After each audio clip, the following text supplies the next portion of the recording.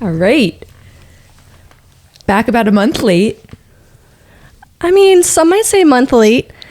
Some might say right on time. This is our fiscal New Year. Ah, yes. Most people go by January for a New Year, but I think this is our fiscal start of the New Year. 100%.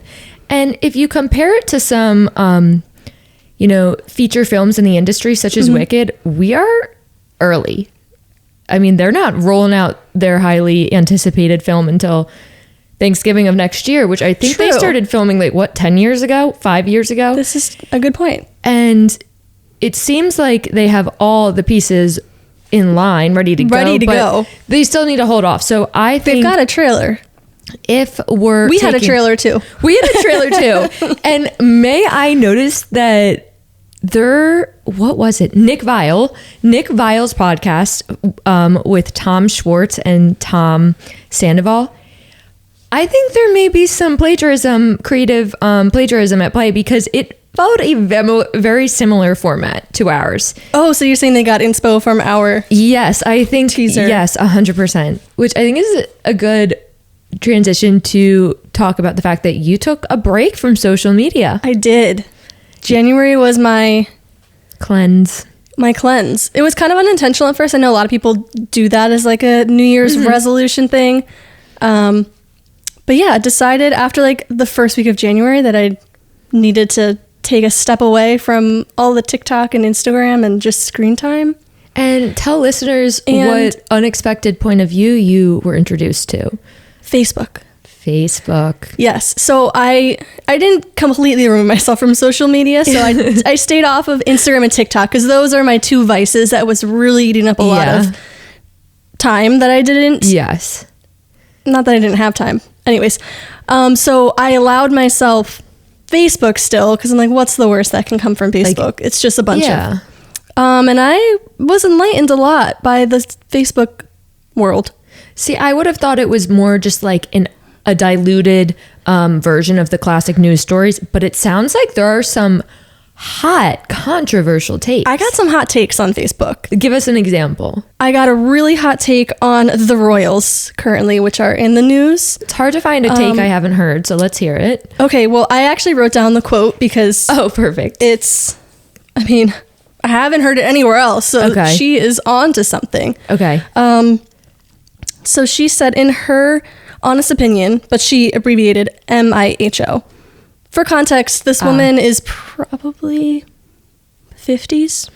Okay. So there's some generational age diversity happening on Facebook? Outside of the millennial Gen Z era. Wow. So this is from this generation. Okay. So IMHO, she's gone, period.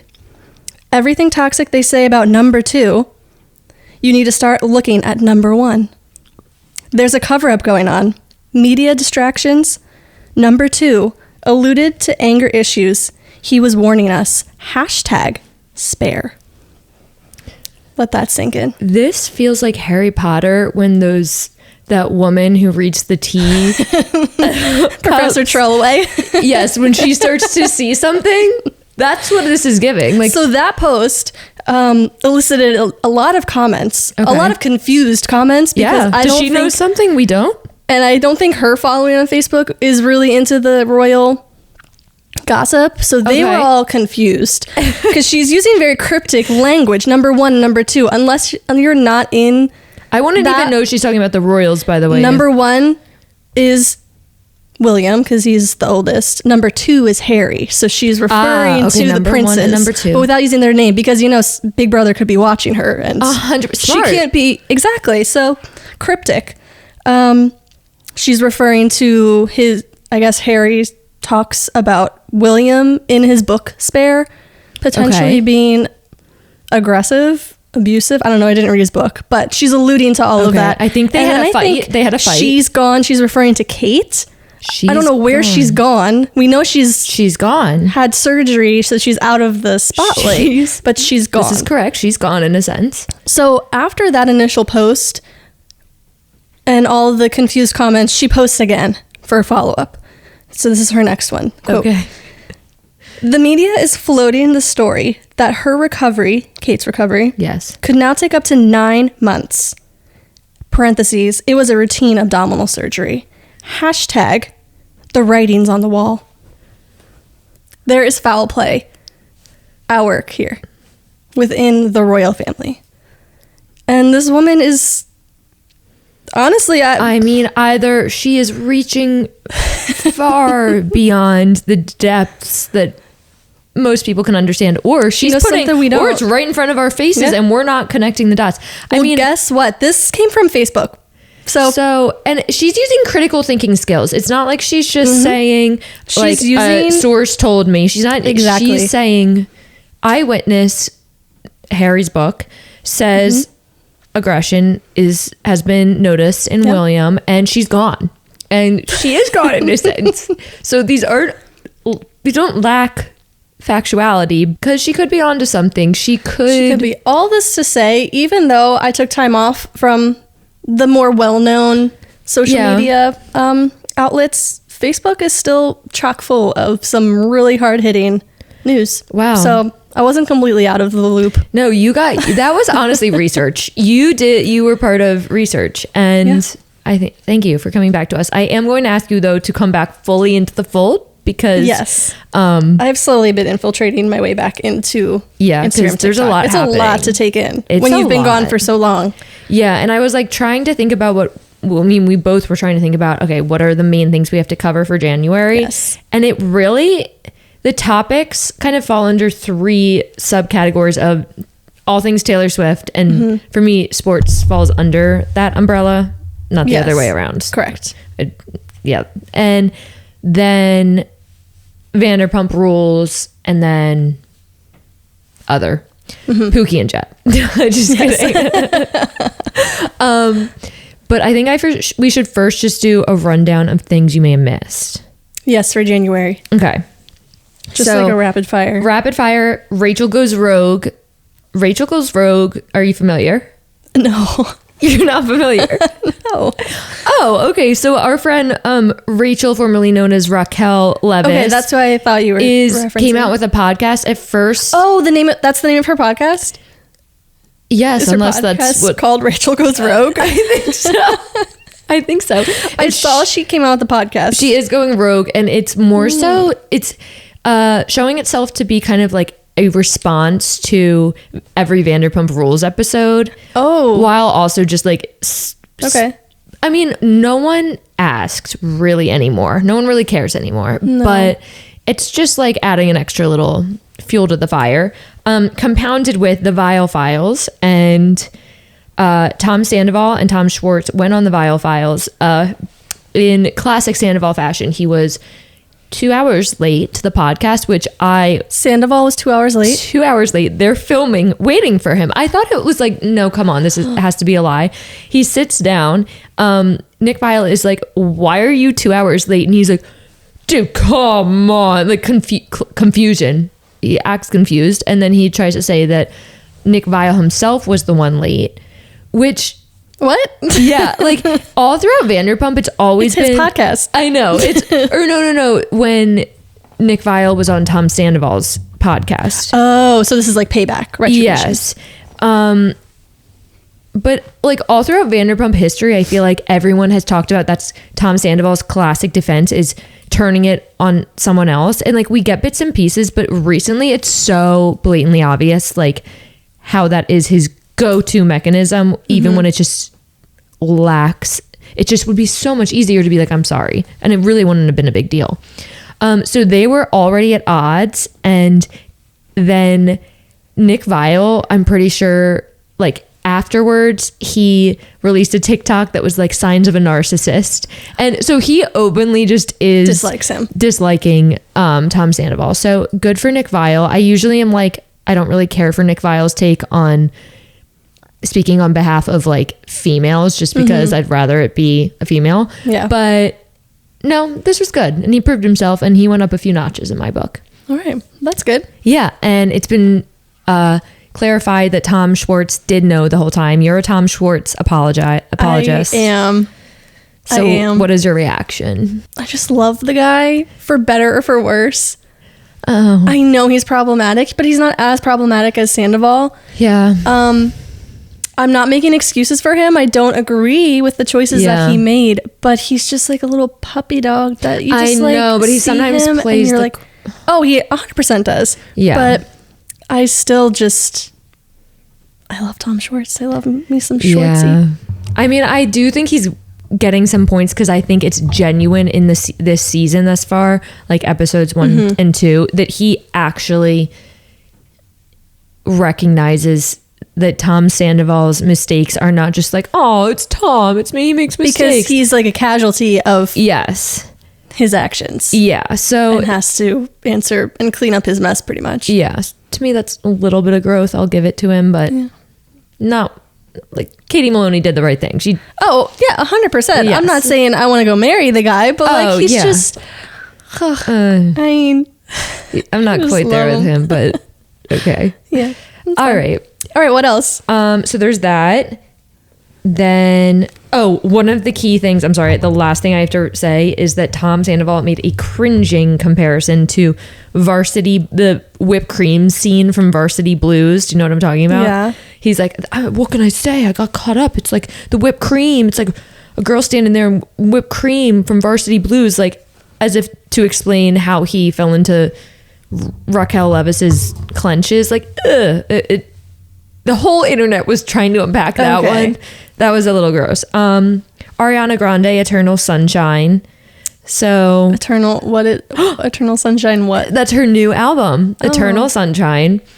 And she is like releasing snippets of it. So Eternal Sunshine, I'm pretty sure was Mac Miller's favorite movie. Eternal Sunshine of the Spotless Mind. What's that? Eternal Sunshine of the Spotless Mind. It's not just called Eternal Sunshine. See, I learned. This is where I'm learning the history is through the story. So yes, and I just am so torn because I love her music, but the personality changes is one of my Roman empires of Ariana Grande. I'm not an Ariana Grande fan. Her music, Thank You Next, was one of my favorite pop albums, but she became Glinda for a second and no one's talking about it. Mm-hmm. Why? And she came out with a music video that had references of Madonna and Paula Abdul for her Yes and song.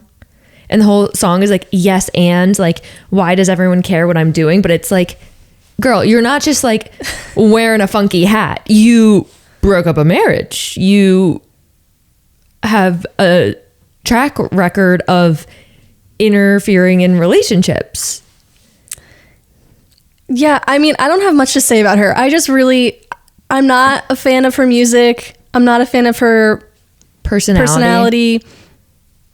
Yeah, I don't have feelings. No, sorry. I just like am disturbed by how fast everyone's getting over it. And I do like to separate the music or the art from the person, but so I will be listening, but I'm just like, everyone is skipping a beat and just moving on, and it's kind of weird. But so that's happening. It's not out yet, but, and like, even just like with like part of what I think we find really interesting and things I want to talk about are like fashion trends and the TikTok trends. Like, even that just took a lull. Like, nothing has happened in the trend world. Like Coquette and Mob Wife, that's it.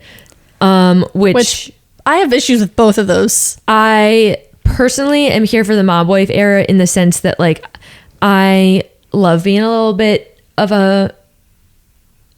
having a little bit of a spunk or flair. I wouldn't say it's Mob Wife. So I was ready for, I think this will be the year of like infusing more personality into outfits. Like, I think there's the minimalist I think we just need to stop trying to impersonate other people. There we go. That's good. Let's just...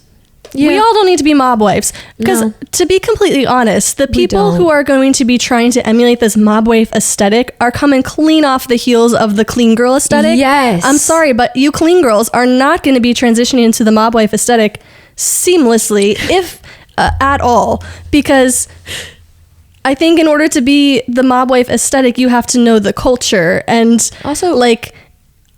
the two don't correlate. So the slicked, I don't know, it just seems like we're putting on like another mask of like, all right, no more slicked back bun, now I'm gonna do, like, it's a costume in a way of I agree. You were not wearing fur coats last year, but now you are because people are telling you that it's the trend now. Yeah. Also, consider your climate. If you're in Austin, Texas, mob wife era, not for you. Après-ski era is also not for you. I'm wondering where the eclectic grandpa trend went, because I was fully on board for that one. I think you can continue. Still? I think it's just like, that's more of a slow, that's like an actually good one, like a slow ride. I think you have time to implement it. And yeah, coquette. That's just we don't need word. That. People liked the word. Yeah. They liked the word. It means flirty. Yeah. And it's like, so girlish, like, I don't know. And the bows, I'm ready to close the book on the bows. Holiday season is over. I'm ready. Unless you have a 3-year-old daughter. Cute. To put some little bows in. We don't need the bows anymore. It's interesting. Last time I talked to you was 5 years old, but I think we're going younger. The bows were cute for a moment. I think it's time to... Yeah. People are also very up in arms about nail shapes and how certain nail shapes are out and others are in. The almond. I'd rather you got two going on right now. That. Yeah. Which I also find just this whole culture of like, this is in, this is out, this is what you should be doing, this is what you not like. Do what works for you and what you want to do. If you want to rock an almond nail, keep rocking those almond nails. I like an almond nail. I have been rocking the same short square nail You do, and you have a great nail routine. And like I do the almond because otherwise I've tried square and then I lift weights and they always get caught on my weights. I don't know how. I'm just banging my fingers against. There's nothing to get caught with short. No, these last me longer because the corners, I don't know why. The corners. She says with 1, 2, 3, 4. Okay. Me and my friend were experimenting new with extensions, and then it's a trial and error process. So don't look now, but they'll be back and better than ever. Sometimes I could go 7 weeks without getting my nails done. So I'm trying to get back to that train. Okay. Personally, my goal, which is to be a more conscious consumer, is going well in the new year. I am just chugging along on my reseller grind, not like unethically, just like old clothing. Yeah. And I got a vintage, which it was just marketed as vintage. It was probably only like 10 years old. Longchamp bag, which I'm excited about. Those are back. Those are back, but it's a leather one. It's not the Longchamp style. It's not like the tote. Yeah, it's like a leather one, which I'm really excited about. Pookie and Jet. Pookie and Jet. They just started going viral, but I feel like I've seen videos of them coming in and out of my feed. Yes. Like for months now. There's not much to say on it that hasn't already been said, but our point of view, I can't say that they're up our alley of just things. I just have so many. I don't have so many questions, actually. They just fascinate me. They do have a sense of humor because they do actually repost videos of other people poking fun at them. So I appreciate that they actually acknowledge it and they're like, kind of poking fun at themselves. I think I find them interesting because they met in Philadelphia, which I am a suburbs of Philly native, but like familiar with the restaurant scene. So I just want to know. And I just have this vision of them at Slipknot, Top Knot. I don't even know the name. I just like feel like I know the restaurant where they met because I see the scene so vividly in my head. So that interests me. But there was a video where Jet described what he loved about Pookie. And this is when I knew I can appreciate them from afar, but they don't have the relatability aspect for me because he described her as, well, look at her. She's always been a princess. She walks like a princess. She talks like a princess. She treats people like a princess. And that is when I no longer could relate in any sense of the word. If Riley ever described me as a princess, I would laugh and know that he's kidding. And I can't imagine ever being described as a princess. I'm too brash for that. I'm too loud. And I also wouldn't want that to be the characterizing trait that my significant other uses.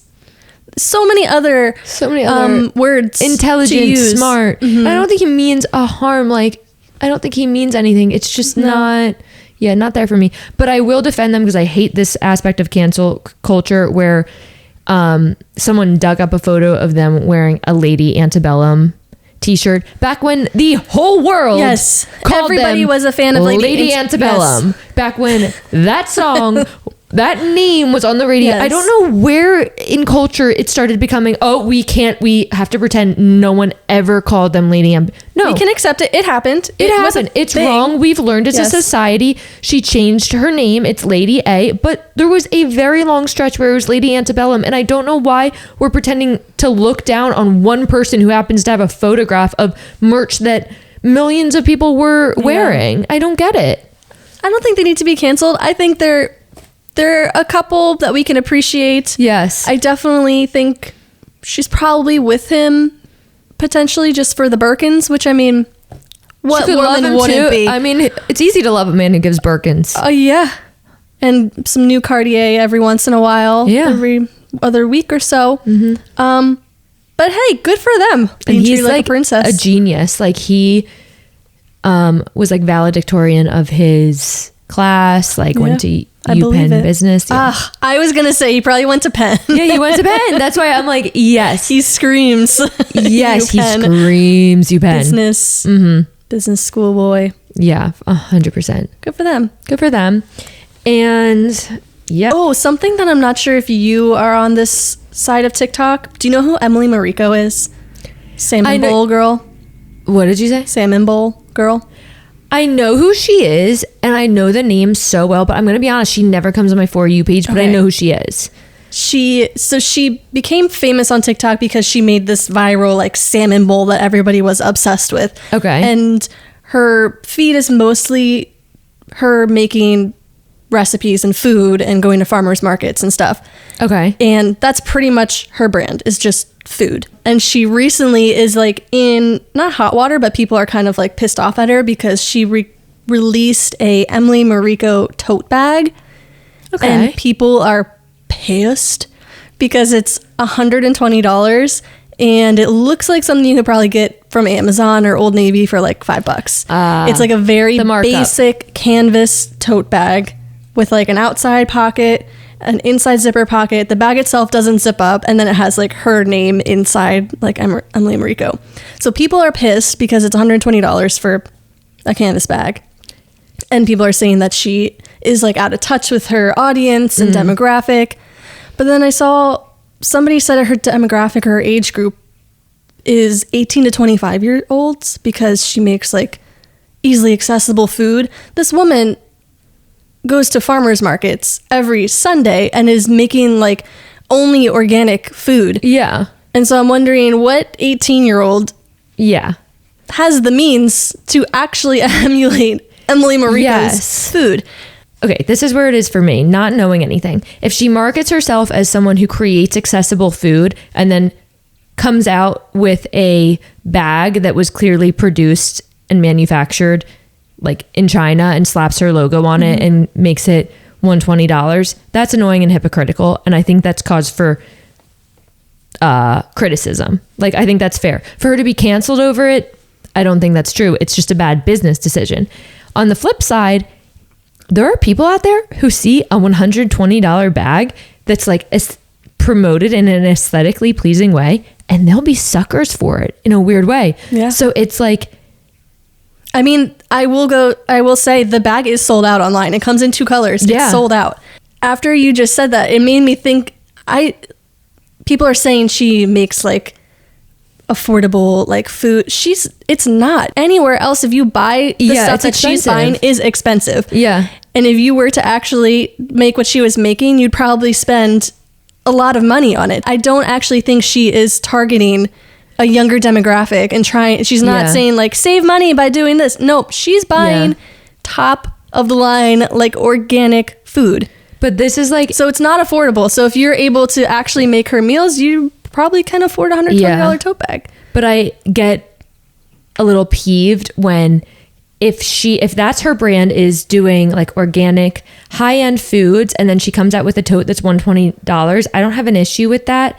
However, if it's not produced like in the United States or through like, ethical labor conditions, and it's not And if it's fast fashion and she's getting like and she's charging 120, that I have a problem with. Yes. And she's going to have a hard time defending that, because I disagree with people who, you're damned if you do, you're damned if you don't, you're damned if you produce something that does cost more because of the manufacturing that went into it. But if she is using fast fashion and then stamping her logo and doing $120, like, okay, good luck defending that, because you won't be able to. That's interesting. I love that. I find it so interesting. TikTok branded, like the sphere of people who are becoming popular on TikTok so fast. Okay, I have one that this is like, I feel kind of bad talking about her, because I really do think of myself as a longtime follower, and I think she gets such bad hate, and then we can move on. But Ken Eurich is like the Gen Z, is such a Gen Zer TikTok. Like, she is the person who grew up in Central PA, which is why I love her, and she then moved to Texas, and she's younger than me, and she's very clearly very rich now from becoming famous purely on TikTok for who she is, being a very loud, bubbly person. And she started adopting animals, and I loved that about her, that she only cared about her animals. She had 2-3 cats, and then she got a pit bull dog, rescued the dog, was so great about advocating for pit bulls, and then got a second dog. Now, a few weeks ago, or maybe a month and a half, 2 months ago, she lost her cat. People came down on her so bad for that. Like, lost the cat, like it disappeared, or it passed away? No, disappeared. Okay. And I was like totally giving her the benefit of the doubt. Like, that's horrific. Like, to have a cat walk outside and doesn't come back, that's horrific. It's bizarre, but horrific. She recently, 2 weeks ago, I need to send you like, another cat died. And then it's like, okay, in 2-3 months, you've had 2 animals pass away, and like, people are ripping her apart. People are like reporting her to pet social services. Like, what? It's really sad. And it's the kind of thing where we don't know any context, but like, she's millions of followers on TikTok. She's like do you know Victoria Paris? Yeah. So she's like very much on the same level of Victoria Paris in the Gen Z world. People are ripping her apart, but it's also like, oh my God, I feel so bad for like, what happened to the other cat? You're like, people are ripping her apart because why? They think like foul play is at? Because she has so many animals, and then within a few months too. As an outsider, I find this crazy. Like, it's crazy. Just based off of pure probability and statistics, when you have a lot of animals, yes, probably all different ages, I feel like the two are very separate. A cat disappearing and running away is different from a cat dying. So it's not like she's had 4 cats who disappeared ran away, or 4 cats who died within a month. That would be concerning. Yeah. But one cat to die, maybe of natural causes. No, we don't know. Was it old? Did it have health issues? It had health issues. Okay. Yeah. So it's just wildly unlucky. That is just called Mother Nature. And the other cat probably, like, who knows, ran across the street, got hit by a car. Those two, I don't think are correlated. Yeah. So I think we just let her go. If that were me, like, I wouldn't. It's almost like sad because the internet is ripping her apart, and she has to continue being on the internet to make money. And it's like, there's just so much there for people to rip apart. But it's like, I don't know. I'll send you things. I feel bad for her. I really do feel bad for her. Like, I want to be okay, and then I have the internet too. Take a beat, people. Yeah, take a beat, and you don't need to be reporting her. You probably literally a bunch know of people nothing. who don't own any pets. Yeah. Oh yeah. Or they have. Yeah. You literally know nothing. Or it's like a guy who lives in his basement with an iguana. Yeah, that's true. Or people who still live with their parents, and their parents are taking care of their animal. Yes. Yeah. Okay. Justice for Ken. Justice for Ken. Can we talk Bravo? There's just so much to talk Bravo. 2 new shows. Below Deck and Vanderpump Rules. Vanderpump Rules. Now, how are you feeling about Vanderpump Rules?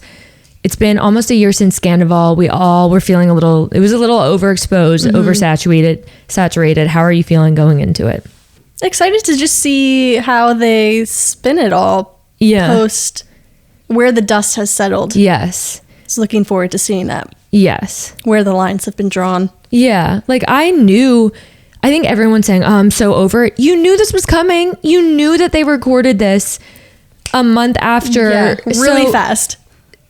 And let's not forget, before Sandoval, like Vanderpump Rules, even though the past season had been really good, the season before, it was kind of dipping. On a downward slope. Let's just appreciate that they have stuff that we want to tune into.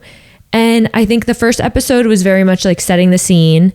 Yeah. Sandoval. Not much happened in the first episode. Yeah. By the way, I keep forgetting it's called Vanderpump Rules and I keep calling it Sandoval in my head. Which I hate to give him that much clout in my mind. Yeah. I think that the act of Lala calling Rachel was... Oh, yeah. This is little things I got.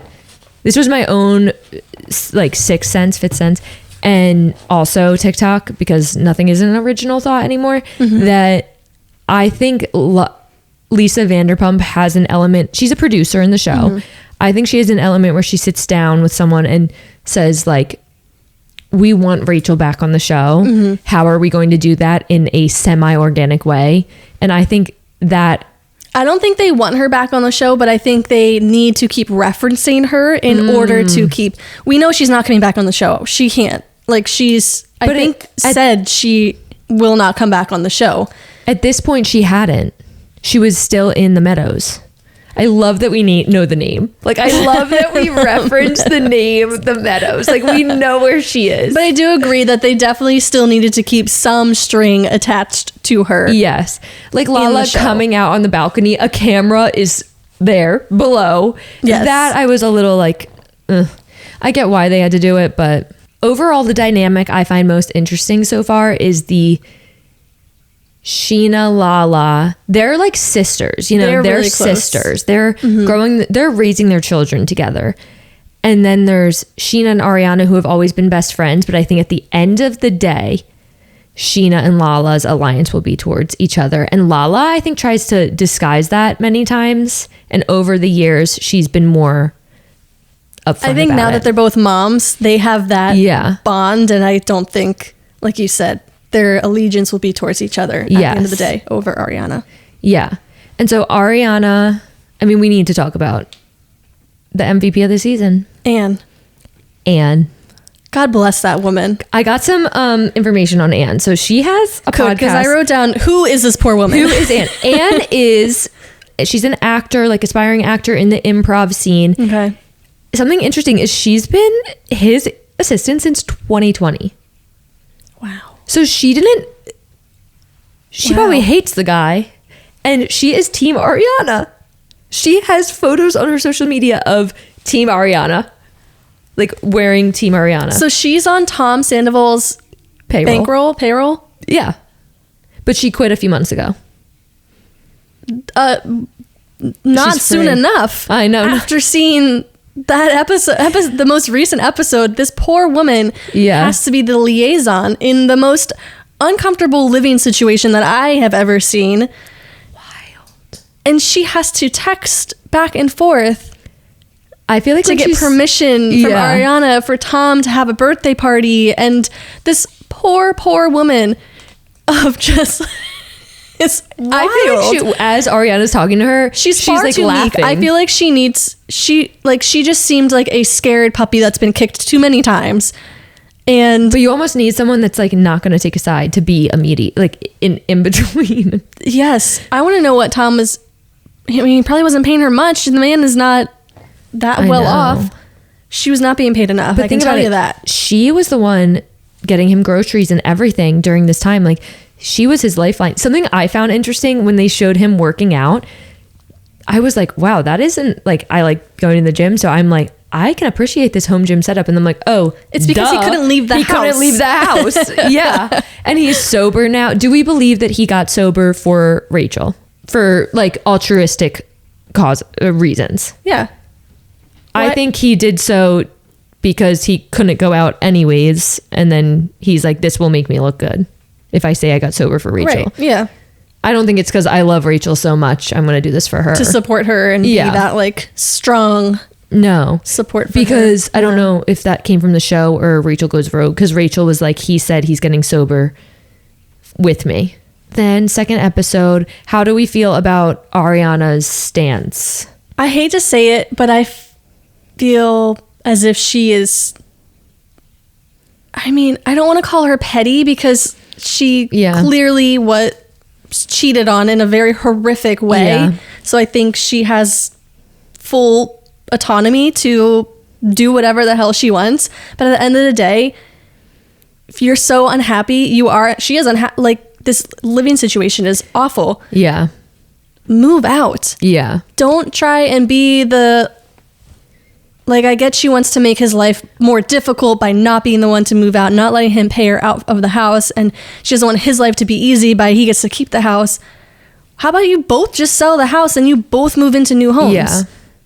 It's just, it's kind of wild. Something that just keeps coming to mind, and I feel like a Pinterest board saying this, but this is the opposite of love isn't hate. It's indifference. So her hatred. That's Taylor Swift. Oh, does she say that? I'm pretty sure. I'm sorry. I feel like I'm Taylor Swift. Now I'm complimenting myself. I don't know. Someone told me that when I was going through like a friend situation. And it's so true that it shows how early in her healing process she is, that she's doing things out of spite and hate. And like, I have empathy for her because that's like a miserable place to, she's not doing what's best for her. She's doing what is spiteful and to make for principle. And that sucks. Later on, she's going to look back and be like, she's not going to care about him. She's not going to care about making a point to him. And that's going to be the opposite of love. Like right now she's in the hate stage and she's always been very vocal about her friends cannot communicate or have any thought about Tom Sandoval. Like, you have to be on her side, her team, and like no communication with him. And she says that's to protect her self-peace and her whatever. Yeah. Meanwhile, she is quite literally putting herself on an island in jeopardy by living in his space in their home. Yes. And not removing herself from this very toxic environment. So how is that also protecting your peace? It's not. So it's hard. Like, people are going to criticize her, and I don't want to criticize her because she's not thinking clearly because she's so wrapped up in her emotions, which like that would be me. But it's hard to watch because you're like, you're just fighting yourself. I think it's funny because Lala is like the voice of reason because she was questioning Ariana, like, why don't you just move out? I don't understand. Yes. You're saying he can't have a birthday party? He can because he lives there. You're saying you're going to call the cops? It's also his house. Yeah. Legally, it's his house. He can do what he wants there. So you're being kind of petty by saying you're going to call the cops for noise complaint in your own home. Yeah. Just out of spite for him. And not that I feel bad for Tom Sandoval. I don't. But imagine if you were his therapist. Like, his therapist is probably saying, it is your house. Like, you can have a birthday. Like, that's going to happen. And if those are and it's just, she's so complaining about the circumstances when it's like, but this is what you are signing up for right now. So, she was complaining about how she's spending so much money because her and her new boyfriend have to stay in a hotel when he comes to visit because he can't stay at the house. Yeah. That is a choice. That's your choice. Yes, he made a choice to blow up your life, but you have a choice how to respond to that. And like, I've had to learn this the hard way too. Oh, the after show when they were going into their finances, and essentially so their rent is being pulled from Tom Sandoval's account. Prior to the Scandoval, their finances were semi-intertwined, so her money would be filtered into there and it would be taken out. Now she's not filtering any money in, and he's saying, can you pay rent? Can you pay rent? And she's saying, I want receipts, which is fair, but he's not providing them, which I don't know why. And I think his defense was like, what do you mean receipts? This is our mortgage that's every month. Right. And she's like, I'm not doing anything. So she is not paying rent. So that's a really blurry line. But it's like, again, Ariana, you're choosing it. And I hate to say that, but like, we know he's going to be a dick. He is a dick. You can remove yourself. Yeah, if anything, I would want to just cut those ties even quicker. Like, wipe your hands, move on, and close that chapter. Yeah. By doing this, you are not. Yeah, 100%. You're just like rubbing salt in that wound even more every single day. His birthday party, can we talk about his birthday party? What was it? Just the weird group. Everyone was on payroll. So first of all, yes, his new best friend is his band manager, Jason. His band manager is his new BFF that we've never seen before or heard of in our lives until now. Fighting for her life. Billy Lee is for back. Camera time. No, she was fighting for her life. She was front and center. So aside from Billy Lee, it was the rest of his bandmates, his vocal coach, and Jason. Or Jason. Yeah, Jason. Jax. Who's Jason? James. James Kennedy. James. And I think James said it the best. He said, I think, what do you say? Quote, Tom's party is like a who's who. Who the fuck are you? Like, didn't know anybody there. James, that was James's like, when someone has like a heroic like character development moment, that was his growth. The fact that Tom Sandoval couldn't apologize to him, and he raised his voice a little bit, but he stood up and he's like, you're 10 years ago, buddy. Like 10 years ago. I do agree with you. It was growth, but then he kind of backpedaled a little bit by peeing in his bushes. But I mean, hey, that's James Kennedy for you. I love the man. I love the man. I love him. He was the all-star of last season, and I think this season he's just going to continue on his upward trend. And he's looking great. He is. I loved one of the first scenes with him and Allie. They were like on their walk wearing matching aloe yoga sets. I thought it was the most adorable thing ever, because they're like, all right, producers are coming. We're going to film our first scene for the season. Like, what are we going to wear? And they pulled out their matching aloe yoga set. No, the aloe hat needs to be on payroll, Tom's payroll. He needs to, I love an aloe hat. He needs to quit the aloe hat. He's ruining it. Tom Sandoval is wearing an aloe hat in every scene. In every podcast he went on the Viall files. Black and white, both of them. We should send him a new hat. We should send him a new hat. Maybe we'll make an all talk, no chill hat for him. I think he gets the no chill. Yes. That's so perfect. Oh, I'm going to do a quick Rachel impression. Sorry, I just feel it. On her podcast, she goes, some of it is hard seeing James and Allie get a new house with a pool. We looked at a house with a pool. End quote. So it's really hard seeing just her life be mirrored. Another house with a pool. That's rough. She has a monopoly on pools. Imagine that in West Hollywood. Imagine pools. That. So I think it's hilarious that they're by an airport, so it's super loud. I mean, hey, you gotta make it work. I think people are like too hard on, to wrap it up, people are too hard on Vanderpump Rules right now, in the sense that we're over Sandoval. Like, then don't watch this season, because that's what it's going to be. Ariana, I think people are going to criticize her, but we need to remember that she's so early in the healing process. But some of the criticism is fair, and I will be joining in on that. So agreed. We had Below Deck. Oh, Below Deck. I mean, it's hard because I'm coming off of like the early seasons of Below Deck, and I have an affinity for like earlier 2010, early 2000s reality show. It's good so far. The cast is dynamic. There was some friction on Below Deck episode 2 between Kat, Barbie. Kat cries, so Kat cried the first episode, which is spirit animal. Concerning as far as I can't lie, but stews go. Yeah, crying the first. They didn't even start their first charter. I don't even think the guests were on board yet. Maybe they were. But they had just gotten off the dock. What was she crying about? Just it was a lot, right? It was a lot. She was overwhelmed. Yeah, that I don't. Has she been a stupid? Is she green? She's pretty green. I think she's like the lowest of the totem pole.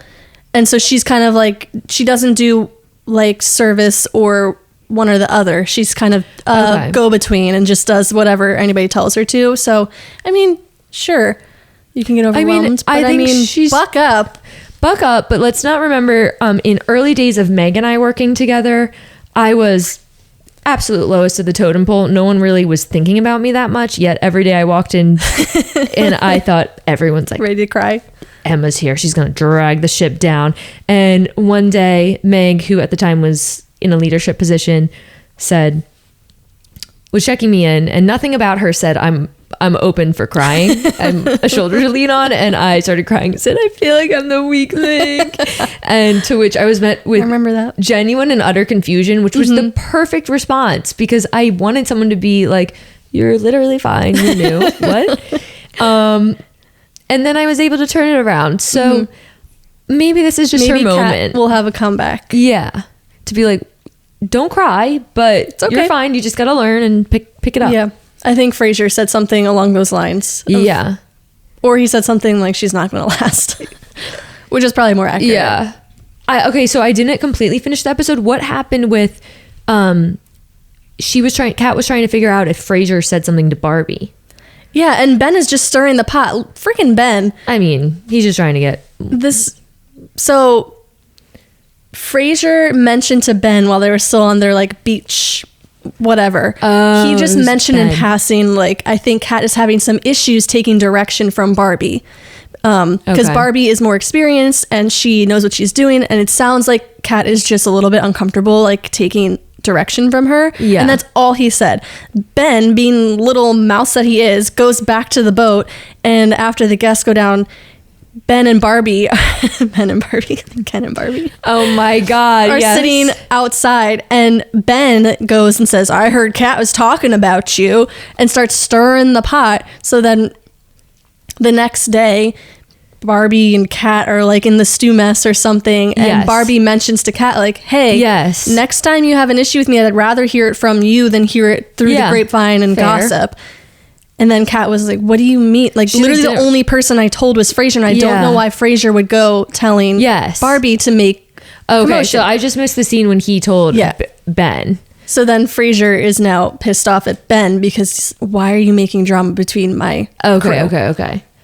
So that's where the episode ended, was the three of them. So Frasier then pulls in Barbie and Kat to talk it over, and the episode just kind of ends with them starting that conversation. Okay. So... we'll see. So that was the stew crew. And then the deck crew is led by Jared. Oh, yeah, I have the names. Jared, my only issue with Jared, and this is definitely... His hairline? His hairline bothers me. A point of concern, but nothing else against bald kings. You love a bald king. It's just like time to shave that baby off. Shave that little layer off. My red flag... which if we had haters, this is when the parent haters would come to me, which I hear is a wrath. When he's like, my daughter, she's gorgeous. She's the most beautiful girl. Is that all you're describing your daughter as? Beautiful? I just find that weird. I thought it was weird. Like, and maybe it's a cultural difference. Like that. It's actually funny you say that, because later on in the episode, Captain Carey is talking about his kids, and he's describing his son and his daughter. Yes. And the captain described I forget how he described his son, but he describes his daughter like she's sensitive. A firecracker. The son was sensitive, but he was like, my daughter's such a firecracker and like strong-willed. And so he used different ways to describe his kids and his relationship. He's like, we're so close and all this. And I'm not saying he's a bad dad or anything. No. I'm not saying he doesn't love his kid or feel like... I just found that like... it's just like your kid is beautiful, a bizarre thing. Yeah. Like, I just found that like a bizarre thing. Well, either way, I think he's a little bit in over his head so far. Yeah, not doing too hot. He came in with the captain hat on, and I don't think he realizes he's a bosun of a much bigger boat that he's used to captaining. And I think there's going to be friction between him and Ben, because Ben on the last charter apparently was like a bosun. So he's now stepped down and has to listen to Jared, who seems less experienced and like frazzled all the time. The first episode, Jared was looking for his pants the whole time. The man couldn't find his pants. And by the second episode, he is still very frazzled, very sunburnt, and just very sunburnt. A lot of the crew, I actually made a note of it, of how about half the crew was sunburnt. They all were making a lot of comments about Jared it, was sunburnt. Poor Kyle, the Scot, was completely burnt. And Zandy also was just like third-degree burns on her legs. Friends, we are in the Mediterranean on a boat. Let's like lather up with our sunscreen. Is this your first rodeo? What did you think? Yeah, I made note of that. And if you notice the sun is strong, I'm sure there's ample sunscreen on that boat. Yeah, you see that they use that Supergoop sunscreen. It's all over the boat. So yeah, that was a little... I will say I have noticed, so since you're still in like vintage era of Below Deck, I watched the most recent season prior to this one, and the production value this season has gone up. It is so high. Like they've added slow-mo scenes of the food being chopped. They're adding some background music. Yes. It's like a whole experience now. It's very different. And I almost like... I like it. I just hope the drama's there. I hope so too. I think it will be. I think it's just setting the scene right now because there's a lot of good personalities. Yes. And by that I mean conflicting. We've already seen, I think in previews, like Ben and Sunny are going to have a thing. Yes. Because for whatever reason, people are obsessed with Ben. I don't know why. He I don't looks see like something and the hair, it's too voluminous for me, for a man. No. Yeah.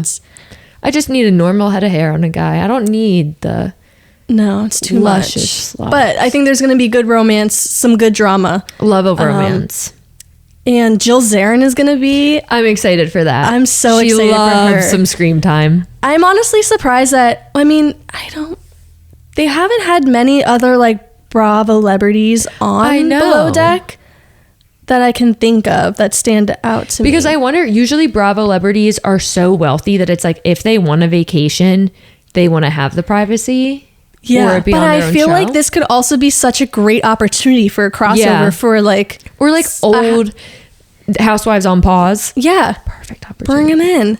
I would love that. Dorinda. I want to see Chrissy Teigen and John Legend because Chrissy Teigen is notoriously obsessed with Below Deck. And they would go on their own like Below Deck vacations, not like with any of the actual cast, but they would go on their own yacht because they're filthy rich. That would be so good. And she would go with friends and like Instagram their own like Below Deck version, and I think she would be a great actual guest on a real Below Deck episode. Yes. So I'm holding out for that. But these guests on the first charter, I mean, I kind of do love it when there's guests that are like so PDA, like it's so uncomfortable. It makes me cringe and they give me the ick because they're just like older and every other word out of their mouth is sexual. Yes.